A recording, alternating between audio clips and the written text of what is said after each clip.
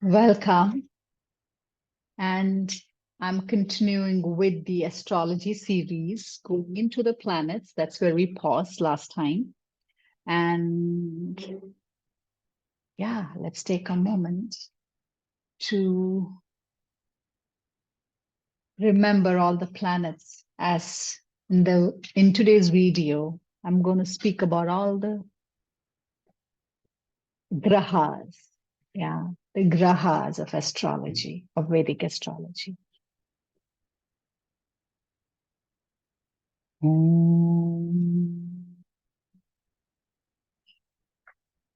आदित्याय सोमाय मंगलाय बुधाय च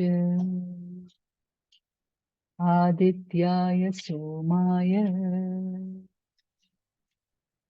मंगलाय बुधाय च गुरु शुक्र शनिभ्यश्च राहुवे केतुवे नमः गुरु शुक्र शनिभ्यश्च राहुवे केतुवे नमः. Oh, I offer my salutations to Sun, Moon, Venus, Mars, Jupiter, Mercury, Saturn, Rahu, and Ketu. And let us begin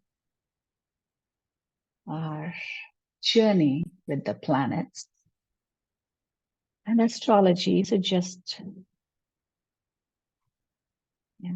here are Sun, Moon, Mars, Mercury, Jupiter, Venus, Saturn, Rahu, and Ketu. And it's the eclipse node, the north node and the south node of the eclipse, the solar eclipse and the lunar eclipse. We have Rahu and Ketu. And now to get to know each of these planets. So the first planet, or the star, not really a planet, but the word graha, as we said, that one, that which grabs us, or that houses certain qualities, yeah. And in this, I'm only picking certain qualities which resonate for me, and that for us to remember, it is supportive to know this. So Sun is the most important planet, yeah? Because Sun is related to our sense of self. It is our soul, it is our identity, it is the light. So Sun is the light of the solar system. So the Sun in your planet also shows your peak light, place where light is fully shining. Yeah. And so if you don't live that, then you will not feel the light. So where the light is fully shining, and then as we move away from that, especially when we start looking at our chart, yeah, where the sun is shining, the house that the sun is shining, where the sun sits, that's where the most intensity is. And then we move away from there, the light dims, right? So, and sun is connected to our heart as well. It is also connected to our bones. Vitamin D comes directly through the bone. Actually, sun, the light, it's really connected to all of so many parts of our body. It has a direct impact on our digestive fire. It's connected to our minds, even our brain. If it doesn't get enough sunlight through the eyes, right, we can go into depression. So sunlight is so essential for play and joy and aliveness. Yeah. So sun is a very important graha in our chart to look at exactly when you were born and where was your sun. Yeah. And this is also what derives the tropical zodiac. Like when you say I'm a Libra, like based on a birth sign, when we say I'm a Libra, we are actually just saying that when the sun was in Libra when I was born. Okay. But in Vedic astrology, actually, when you look at the tropical and the sidereal, there's a difference because we don't come to the in the way that the zodiac months open in the Vedic is a little different than from tropical, because here it is based also on There's a moon influence here. So our months don't start exactly that. So sometimes you might find that if you are born uh, before the mid or after the mid of a month, then you are actually still in the previous month. So like I'm born on October 12th. So in the tropical astrology, I am actually, my sun is in Libra because Libra started around 22nd of September. But in Vedic astrology, Libra doesn't start till mid of October. So my sun is actually in Virgo, according to Vedic astrology. Yeah. And this is something the zodiacs might shift here and there a little bit. And the sense of sun is sight, the ability to see. So not just the ability to see outwards, but also the ability to see inwards. Sun is also connected to the development of the higher brain, the neocortex, higher functionality, superior thinking, a high view. Sun is the furthest planet, and we are all revolving around the sun. So sun actually as the star of our solar system has an eye on all of us. Yeah.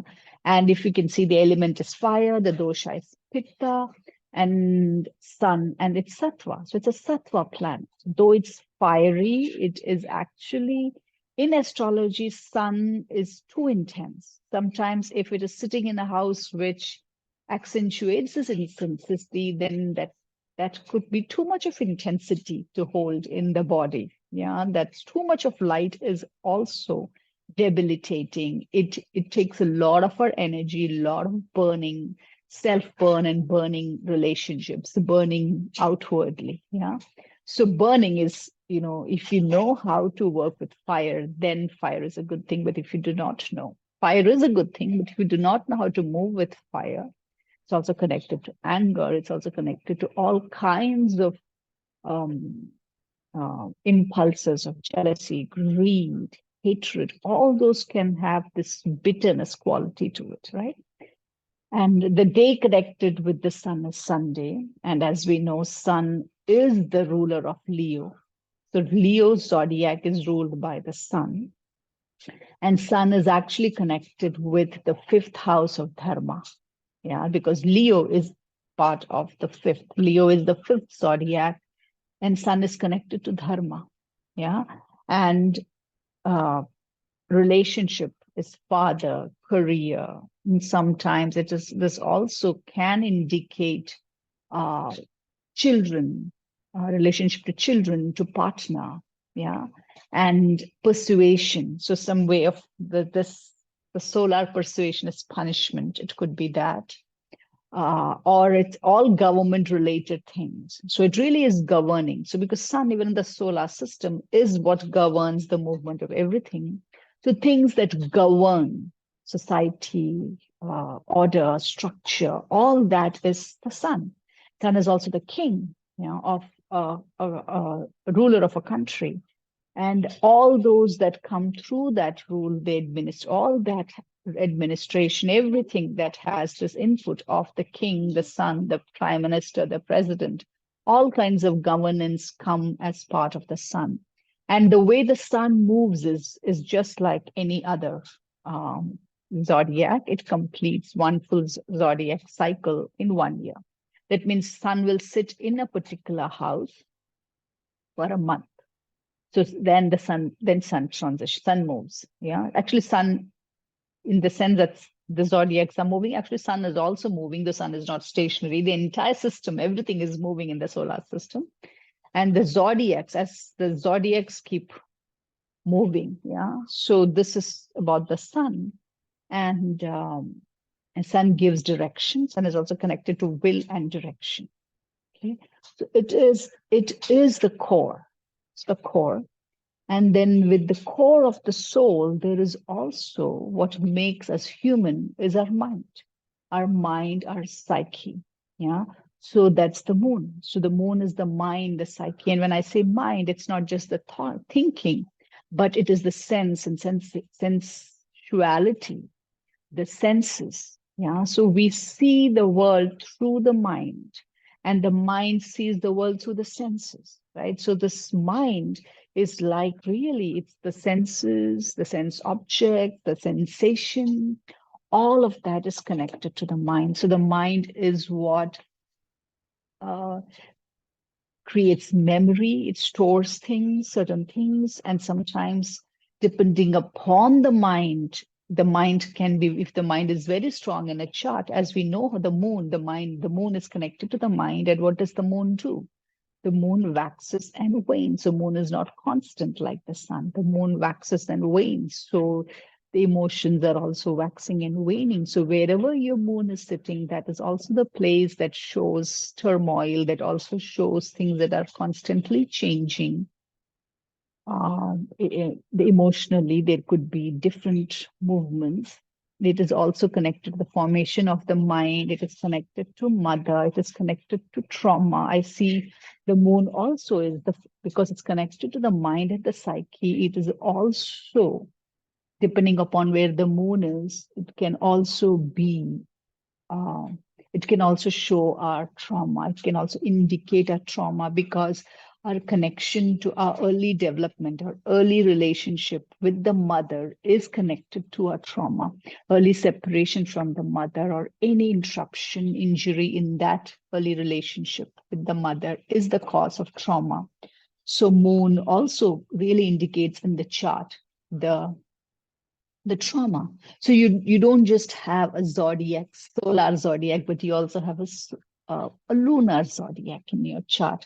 And India, we put a lot of emphasis on the lunar zodiac, which changes every year. It's on a different day because the moon is not constant, right? Moon is forever moving.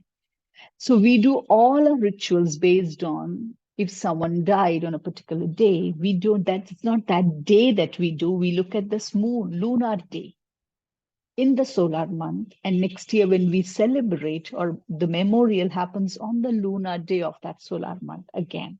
So it's a very different, so the date is never constant, it's changing, right?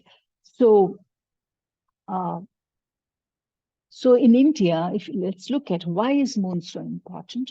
One is moon is the closest planet to the Earth, yeah, and it is because of the moon that we have this kind of an environment on Earth where we have changing seasons, we have things, we have water and moisture, and moon is connected to the waters. Moon has an influence on the water. Yeah, so moon is also connected to rain and tears and emotional aspect of us. And moon is also connected to that which we hide, that which we don't show, that which is forever changing. Yeah. So while the sun might be the constant appearance, moon might show what is behind that constant light. There's a lot of shades. Yeah, there's a lot of changing in the personality. Moon is very private. And in moon is, if sun is the king, then moon is the queen. And the queen is very powerful, just like on a chessboard. Yeah, if you win the queen, the game is done. Yeah. So the queen, who has the queen, wins the game. Yeah. So who has control over the mind of his or her own mind and psyche, who is able to manage that, actually wins the journey of life, or is able to ride the soul, is able to fully live the purpose of their soul. So this is very important in a chart. And as you can see, moon is also the organ. Connected to the moon is the brain and the nervous system. So this entire development of the brain and the nervous system is connected with the moon, the mother. Yeah. And so the body parts, I think this may not be very correct, the body part that I'm showing here. I feel moon is very much connected to the lymph system, the blood system, the blood, yeah. And day is Monday. Monday is connected with moon, and moon is the ruler of Cancer. So the Cancer is the chamber of the moon, like Leo is the throne of the king. Yeah, so it's the courtroom of the king, where the king sits on his throne in all his glory with all his people.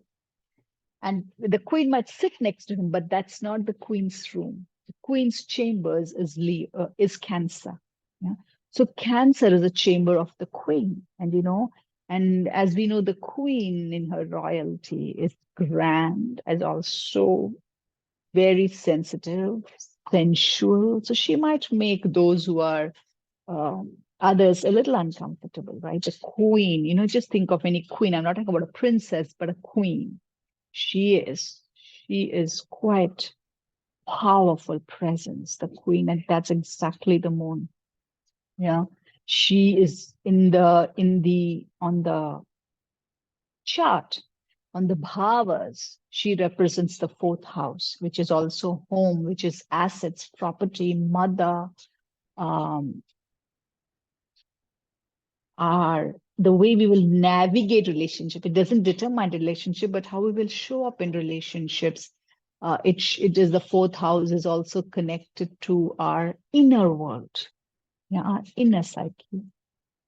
And as you can see, the element is water, the sense is tongue. So taste, the ability to taste flavor, all kinds of flavors. And so if you don't like certain tastes, that will also in this. So everything is interconnected. So when we say I don't like bitterness, then you will also notice that even in people, that bitterness or some sense of anger sparks, you cannot tolerate it. So they're all interconnected. Yeah. So then to see in the chart, if someone really doesn't like that, to look at the chart to see where's the sun, and to start seeing these other planets, Saturn, which are all kind of connected a little bit with bitterness, our ability to handle bitterness, astringent in terms of flavor. So when you look at taste, there are in Ayurveda, there is sweet, there is sour, there is salty, there is pungent, there is bitter, there is astringent. So there are 6 tastes. And these 6 tastes are different combinations of the elements and the doshas. Yeah. And so she is the one who is water and juicy. And so she allows us or supports us to enjoy flavors, not just in food, but all kinds of flavors of people, life, our inner flavors. Yeah. And her persuasion, while for sun it is punishment, she's temptation. Yeah. It is very difficult for a child to refuse the mother. To make the father is, you might do that, but with your mother, if your mother just mother's look or gaze at you shifts, it has a debilitating effect on the child. So the mother's look, the mother has a control over the child. Yeah. And if the mother doesn't know that, the mother can also manipulate. Yeah. So that's where comes the temptation. It's a different kind of temptation. Yeah. And and the moon, how many days does the moon take to be in a particular zodiac? It's 2.5 days. So within 29.5 days, the moon will complete one whole cycle of all the 12 zodiacs. Like for sun it is 1 year, for moon it is 29.5 days. That's how we have a dark moon, moves through the 4th quarter, full moon, 3rd quarter, back to dark moon. That cycle takes 29.5 days. So in 29.5 days, our mind is also waxing. So for women, the moon is very important because the moon is also influencing her womb and her emotions. So as the womb waxes and wanes, yeah, it also has an effect on her mind and her psyche. Yeah, so now let's look at what the planet that comes next is Mercury. Yeah? Mercury is actually the planet, very important planet, the first planet closest to the sun. So whenever you can see the sun's direct influence is with Mercury. Yeah. And that's why Mercury is connected to intelligence, because sun is the light. So Mercury holds that light of the sun. Mercury is a masculine planet. Like sun is a masculine planet, moon is a feminine planet, and Mercury again is a masculine planet. Mercury is the prince. Yeah, so so Mercury is the prince. Mercury is connected to youthfulness, intelligence. It is buddhi, buddha, Buddha. Yeah, Buddha. Like we say, Buddha is Mercury, Budhavar. So it is fused.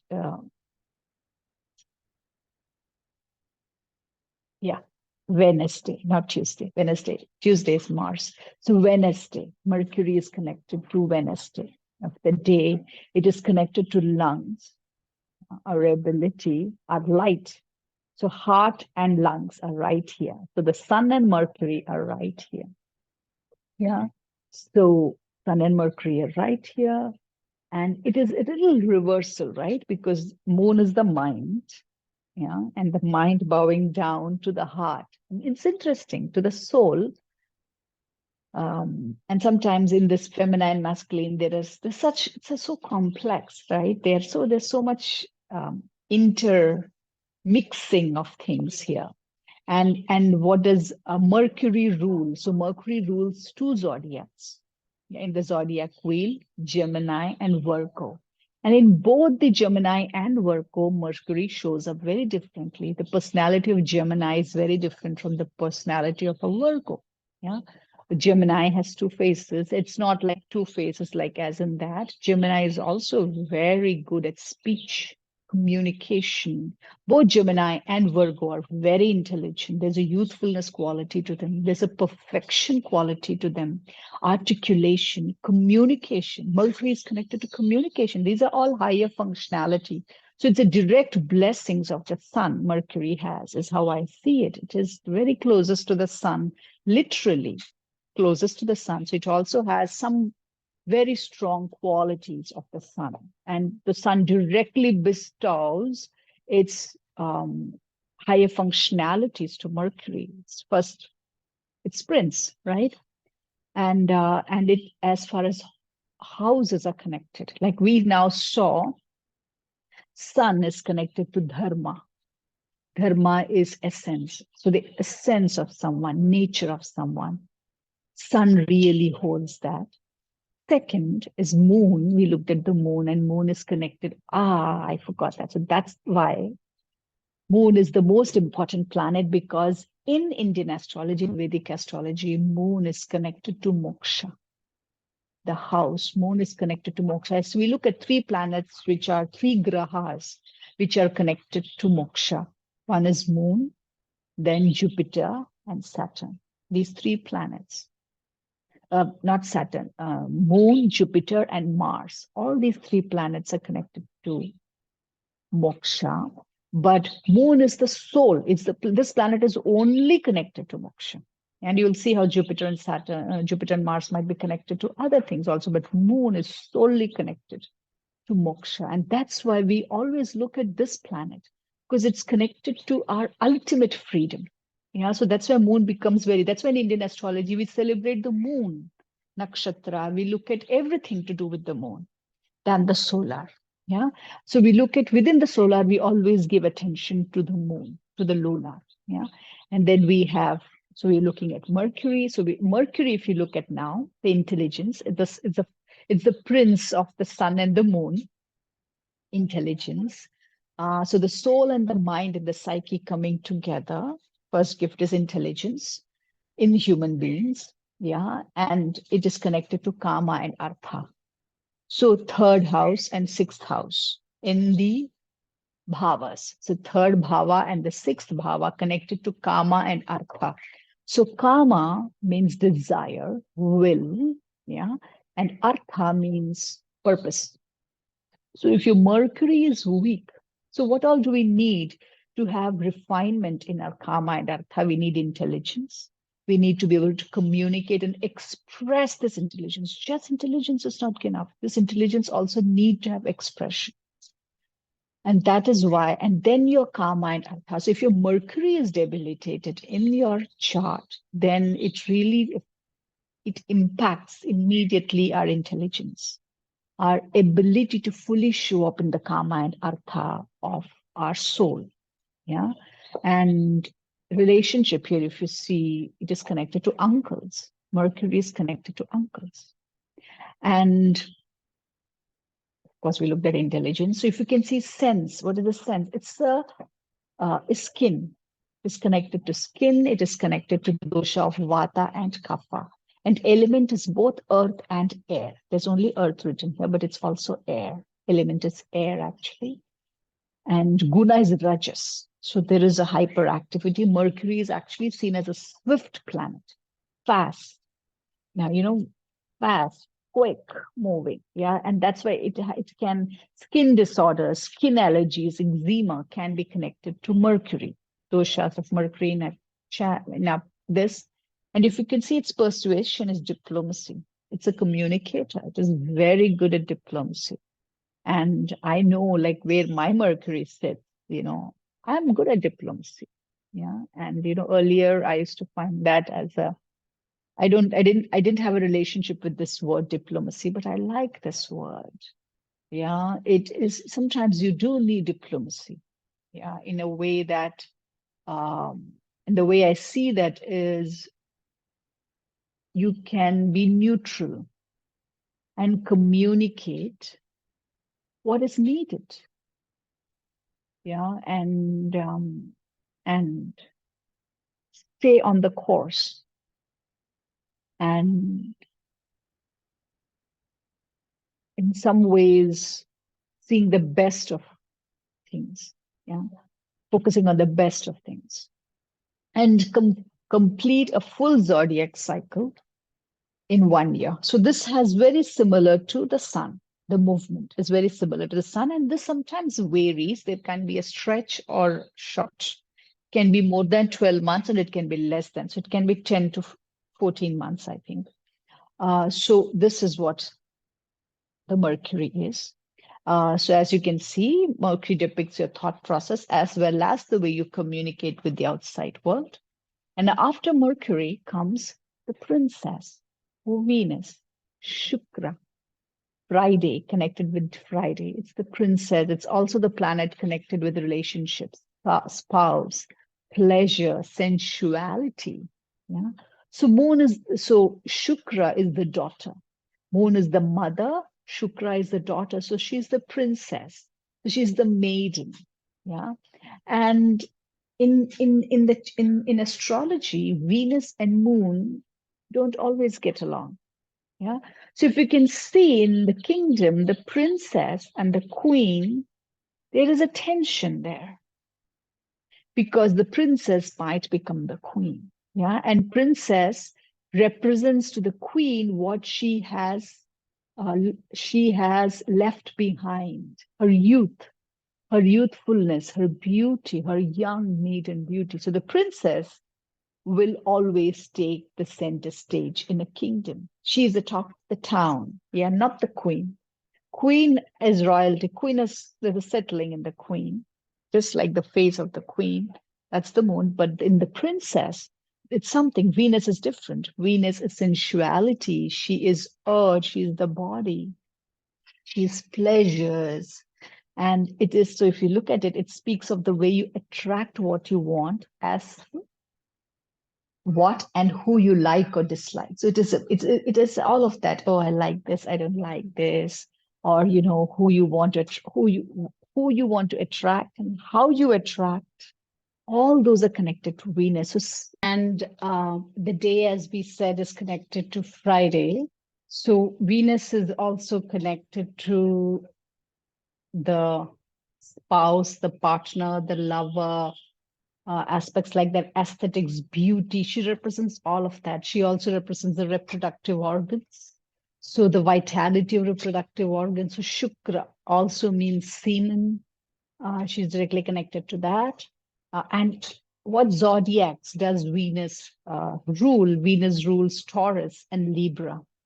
So Taurus, if you see, is directly connected to the example would be a flower garden, or sense, beauty and smell and sensuality. And that's Taurus. This is the earth planet, very earthy, grounded, anchored. And Libra is also one who is the scale. It's not just peace in the Vedic astrology. It is also literally the scale of the one who is selling. So it's also the farmer who harvests things from the farm and is sitting in the market selling. with the scales in their hand, weighing and doing transactional. So Libra is also that. So someone who's also able to do that, that is also Libra. Yeah, so who knows how to weigh the scales. So Taurus and Libra are the signs of uh, zodiac. And if you look at the bhava, so here again you will see Artha and Kama, just like Mercury. So Mercury is also connected with Artha and Kama, and Venus is also connected with Artha and Kama. So purpose and desire, will and purpose. So they both are connected here with Venus as well. So Venus also directly. So if you have a very good sun and moon, but you have strong sun and moon, but if you have weak Venus and Mercury, you will not really be able to enjoy the gifts of the sun and the moon. So Venus and Mercury really support you to enjoy the fruits of being in this body, in this life, uh, moving with your desires, enjoyment, all of that, and intelligent enjoyment as human, in the very human way, knowing when to pause, when to stop. So also having this ability to manage your desires. And if you don't have intelligence, then that faculty is not present, then the Artha and Kama can completely take over.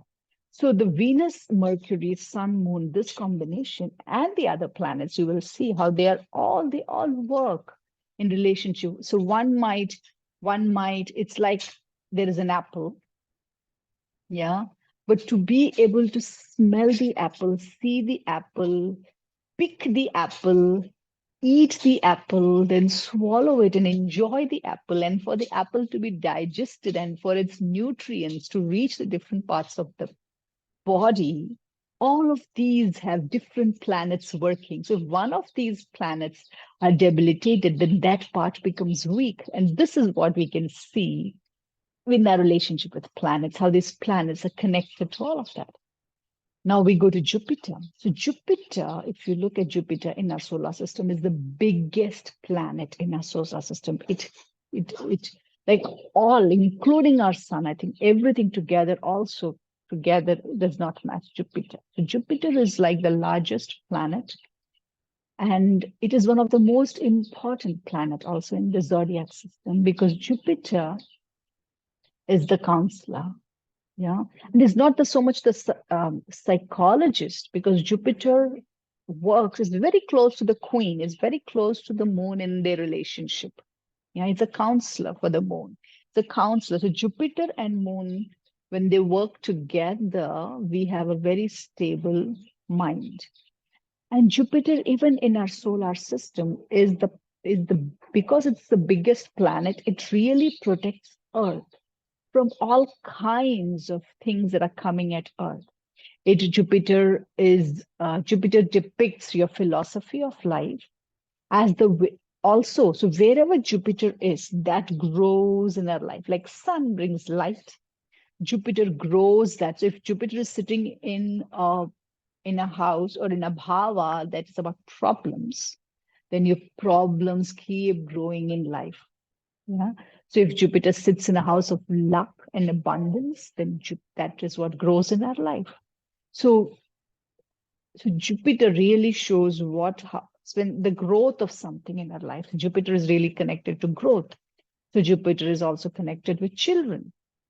Yeah, and it is also represents the man or the male's, the masculine partner, the male partner in a relationship. And it is connected with Thursday. And Jupiter also rules two zodiacs. So except for Sun and Moon, every other planet, Graha, not Rahu and Ketu, but the planets, they rule two zodiac. So Jupiter is connected with Sagittarius and Pisces. Yeah. So Sagittarius is fire, Pisces is water.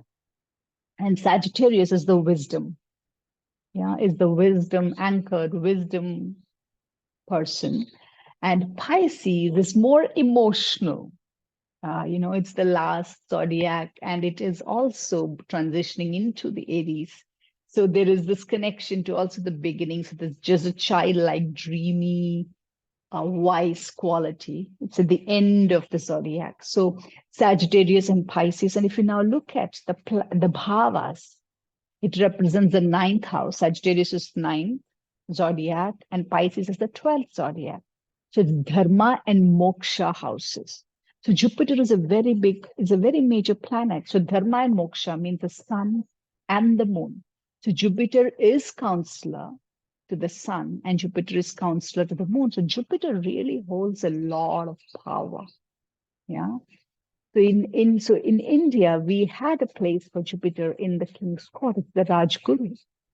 So it's the king's guru. So Rajguru had was at the beck and call of the king and was at the beck and call of the queen. So he bowed to the queen and the king as well, and at the same time held his business. So they both summoned him. Yeah, they both had their own. So king's relationship with Jupiter might be much more royal, much more public. Queen's relationship with Guru is much more private. Yeah, there might be things which the king might never know, that the queen summons Jupiter, moon summons Jupiter, moon and Jupiter might have some very secret relationships. Yeah, and that might also show up in the chart. And here it's a counselor, a mediator. And if you look at it, Jupiter stays in a zodiac for a year. So it stays in a zodiac for a long time. So it takes 12 years for Jupiter to move through the entire zodiac wheel. That means if you are born as Jupiter, if you're born in Jupiter, yeah, when you were born, if your Jupiter is say in Sagittarius, when you were born, so your Jupiter is in Sagittarius, it's a good thing. There's a very strong person with a very strong philosophical mind, deep thought, yeah, deep thinker, counselor, all these guys, he or she has all those skills. So if Jupiter is, when you were born, if Jupiter was in Sagittarius, then it will come into Sagittarius 12 years later again. So you'll meet the same scenario when you were born 12 years later, then 24 years, 36 years. So Jupiter will keep coming back to that house. Yeah. So these becomes gateways of Jupiter. Yeah. In the same way, every planet has that gateway. For the sun, it is every year. So every year when we say our age is increasing every year, it is actually increasing along with Jupiter, Venus, not Jupiter, sorry, Sun, Mercury, Venus. Actually, it's Sun. Mercury, Venus might also move here and there. So it is Sun. So we're actually saying our solar birthday. Most of that, it's not our lunar, but it's a solar birthday. Okay. And yeah. And so that's about Jupiter. Jupiter is connected to children, growth, yeah, protector. So Jupiter is also a protector. And Jupiter really is has a good relationship with the prince and the princess. He's watching over the prince and the princess. He's actually a teacher to the prince. Princess, maybe not so much, but prince, definitely. He's the one who guides both of them. He's their teacher. They might have spent some time at some point learning with Jupiter. Yes, in the sense of, I'm talking about a king, but that's the relationship they have. So wherever your Mercury and Venus are sitting and your Jupiter, so they have a connection in your chart. And then comes Mars. Oh, Mars. Without Mars, where will we be? So Mars is the one who gives us the ability of survival, fighter, protector. It is the one which is connected, which strengthens our will. It is connected with effort, our ability to make effort. We might come with a chart with infinite possibilities, but if the Mars is debilitated, you can't make any of these possibilities happen because Mars is connected with effort. Mars is what strengthens the will. Mars is a protector, the fighter. So if you look at a kingdom, Mars would be the general, is the highest position, the highest protector, the Senapati in Hindi, if you say. Mars is the Senapati of the army. Yeah, so Mars is also connected to our entire defense system in our body. So Mars is connected. If you look at the organ, it's called bladder. So Mars is also a red planet, a fiery planet. Yeah. And it speaks about the way you express your ambition and go after what you want. So Mars really is that drive. And if you look at Mars's powers, Mars is also connected to Dharma and Moksha, just like Jupiter. But there's a difference. If you look at it, Mars is connected to the first planet of the zodiac, and Jupiter is connected to the last planet of the zodiac. And Mars is connected to the eighth planet of the zodiac, which is Scorpio, and Jupiter is connected to the ninth planet. So they are, so they are very much connected. So in a kingdom, now Mars has a very close relationship with the sun. So the Mars, Sun, and Jupiter might have a lot of meetings because they are deciding upon the fate of the kingdom, the people, they have to protect the kingdom. So your soul, your wise wisdom, and the effort, they work very closely. But Mars might not be, think of a battle leader. You never see them in a normal person's clothes. They might always be, in and out of battlefields fighting. So they dress. So it's Mars is a good example of Mars is actually in PS2, the PS series of films that are there in India. It is what the character of Vikram. That's Mars. That's actually a very debilitated Mars. I would call that's the Mars you want. But that's Mars. Yeah. And there, if you look at it, the Mars. So that's Mars. Mars is always, you don't see Mars in ordinary clothes. They're always in the battlefield, so they are a little drawn in. They can't fully show their feelings because they depict how safe and protected the country is. So, if the Mars is debilitated, everyone feels uncomfortable, like, oh my God, what's going to happen to me, right? So Mars has to be really strong, yeah. Or we have to strengthen with some other the Mars, yeah. So Mars is a very important planet, and Mars and Moon, so imagine a general going into a queen's chamber. It's not going to be very comfortable there. Queen is all about emotions and sensitivity and sensuality. And Mars is also not going to be very comfortable with the princess, really uncomfortable with the princess. Mars wouldn't know how to show up. A general wouldn't know how to show up. Yeah. So if the Mars will have to develop some playfulness or some sensuality or sensitivity. Yeah. But Mars will have a very good relationship with the prince because Mars trained the prince. The prince is the future king. So Mars will always look at the prince, have an eye on the prince. Mars wants the prince to become the next king, to be supported, to protect the prince. So Mars is very closely connected to prince. So here, if you look at Mars's, and Mars is connected to sibling in relationships. Mars is siblings, yeah? And like if you look here, and like Jupiter is children, Sun is father, Moon is mother, Mars is siblings. Our sibling relationships is also connected with Mars. And if you look at days, how many days does Mars stay in one zodiac? It's 45 days. So it's not exactly a month, it's a little over a month. And this is how long literally Mars takes to make one revolution around the sun. And it's one full zodiac cycle, it completes in 1.5 years. Okay, so that's Mars. And then it's also a very fiery planet. It is in what is called as a planet which brings challenges. I mean, it's the general. So its role is to fight. So it's inevitable. Since we have all these planets, all these are part of life. It's unavoidable. And next we go to Saturn, Shani. Yeah. Saturn is actually the doing in life. We have come here to be shaken out of our misconceptions, our ideals, our false beliefs, wrong notions. That is the job of Saturn. Yeah. Saturn is a stickler for rules. It brings structure. Saturn brings restriction, and it also gives you the ability to look at restrictions and to go over restrictions. Saturn is the oldest planet in oldest graha. It's very wise. So you bear the gifts of Saturn as you go older. Yeah.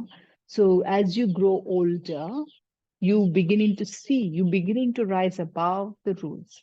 So in a way, Saturn really, if I look at family constellation language, if you watch my family constellation, I'll say that Saturn really is the one who will uh, kick your ass, if I may say that, kick your ass if you do not align or agree to the orders of love. Yeah.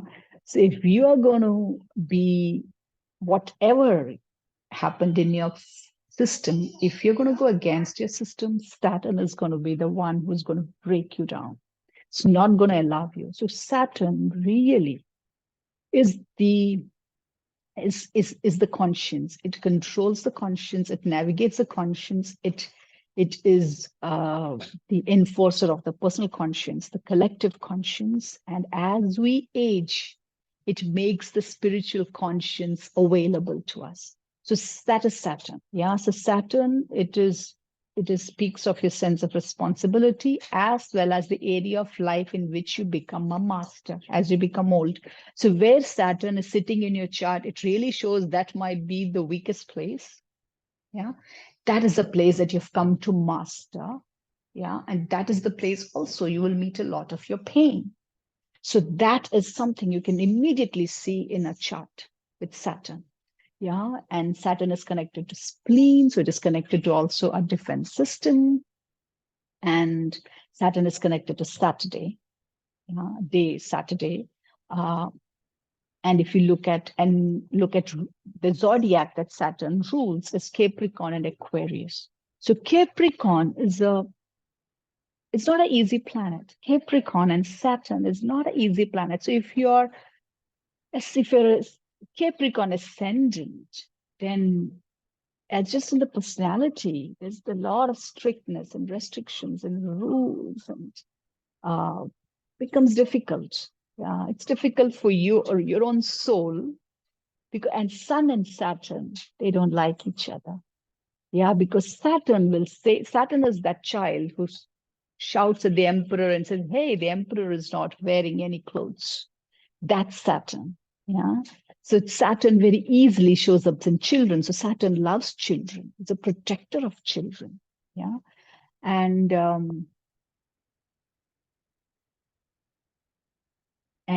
persuasion, this is my own interpretation, it breaks you down. Yeah, it breaks you down. And Saturn is the worker, the common person. So in a kingdom, Saturn represents the people. Yeah, so movements of people. So people's movements happen because of Saturn returning. Yeah, Saturn coming back, or some Saturn movement. Like we had the entire COVID as Saturn moved into its own house of Aquarius and Capricorn. That's when we had Saturn. And Saturn takes a long time to move out of a zodiac, the longest. So Saturn is in a zodiac for 2.5 years. Yeah. And only then it transitions. Just like Jupiter is in a planet, in a zodiac for 1.5 years, Saturn is there for 2.5 years. So we took nearly 2.5 years to come out of COVID. So COVID happened when Saturn entered a particular zodiac, then it took 2.5 years. And if you look at 30 years ago, what happened? It's a 2020, 30 years ago, it's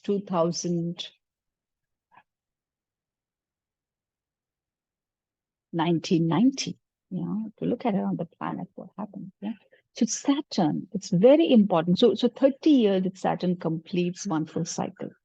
So in your 30 years is when you have your first Saturn return. It's very important. So whatever destiny at birth, wherever Saturn sat, you will meet that at 30 years of your life.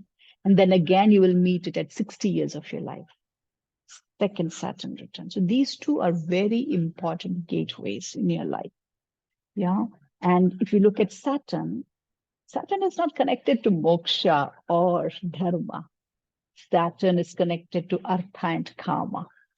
So if you are not living your purpose, if your desires and are not steeped in intelligence and responsibility. If you're not living your Artha and Karma responsibly, Saturn is going to be on your case.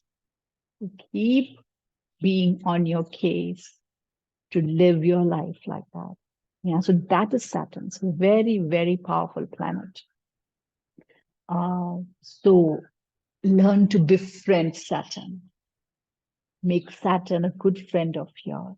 Yeah, so the more we stay in touch with our authenticity and our conscience and compassion, Saturn is lenient. Yeah. So if you don't walk your talk, you say something and do something else, Saturn is going to be on your case. Yeah.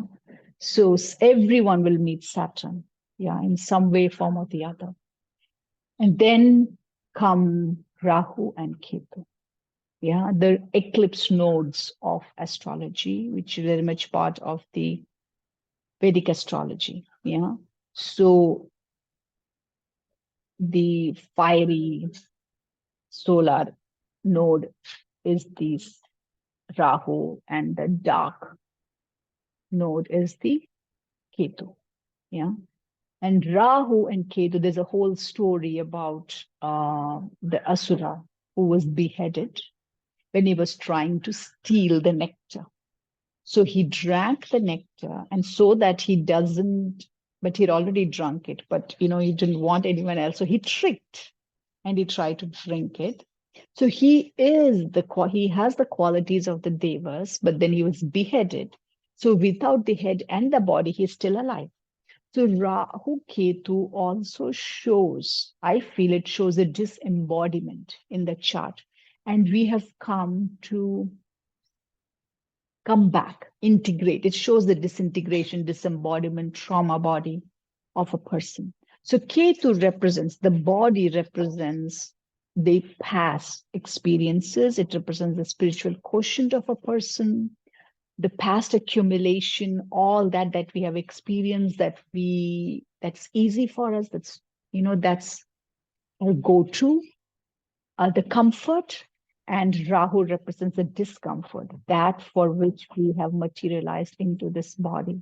So the resistance will always be from the Rahu, and we want to stay in the Ketu, but Rahu is where we have to keep going.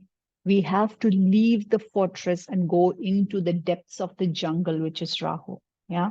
And go there, and then we can keep coming back into the fortress with safety, nourishment. And again, we have to go out to discover ourselves. So where Rahu is sitting in your chart will really show where your blind spots are, your obsession is, where your shadows are. And that is the work you've come here to do. That is where you need to let the light shine, integrate. And then you can keep returning to Ketu for relief, but your focus has to be Rahu. Yeah. So Ketu represents the maternal planets and Rahu represents the paternal grandparents. It represents the paternal ancestry and maternal ancestry. So in a way, if we look at constellation, it is bringing this wholeness, this integration, Rahu, Ketu together. So we are all here to kind of this severing. So in that story of the beheading of the Asura is the story also of the human downfall, where the trauma downfall or trauma disintegration, it's not a downfall, trauma disintegration, trauma disembodiment, disconnection from the body. So this integration is what we are all here to do. Yeah. So if you look at, so Rahu Ketu represents that very important aspect in the chart. So those are about the grahas, and I am going to pause here for today. And we will continue with the relationships of these planets with each other. So now you can see a whole solar system lives in this body, controlling different elements. Yeah. And tomorrow we are going to look at their relationship. I kind of mentioned it, but also the relationship with each other and also the various houses, various zodiacs. Which zodiac enhances a particular planet, which zodiac debilitates a particular planet. This is what we're going to look at next. So, blessed be.